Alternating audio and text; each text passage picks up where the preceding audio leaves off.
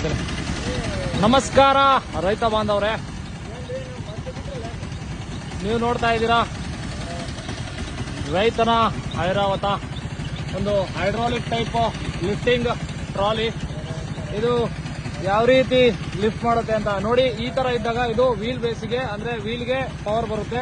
ಇದನ್ನ ನಾವು ಹಿಂದೆಗಡೆ ಹಿಂಗೆ ತಳ್ಳಿದ್ರೆ ಇವಾಗ ಇದು ವೀಲ್ ಬೇಸಿಗೆ ಪವರ್ ಹೋಗೋದಿಲ್ಲ. ನಾವು ಅದನ್ನ ಹೈಡ್ರಾಲಿಕ್ ಟೈಪ್ ಪವರ್ ಹೋಗೋ ತರ ಮಾಡಿದೀವಿ. ಈಗ ನೋಡಿ, ಮಾಮೂಲಿ ಕ್ಲಚ್ ಹಿಡ್ಕೊಂಡು ಇದು ಗೇರ್ ಮುಂದೆಗಡೆ ತುಳಿದ್ರೆ ಅದು ರೊಟೇಟ್ ಆಗಕ್ಕೆ ಸ್ಟಾರ್ಟ್ ಆಗುತ್ತೆ.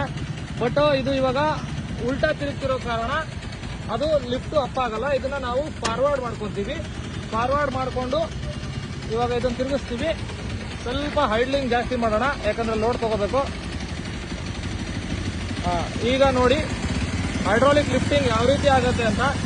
ಈಗ ಈ ಲಿವರ್ನ ನಾವೇನ್ ಮಾಡ್ತೀವಿ,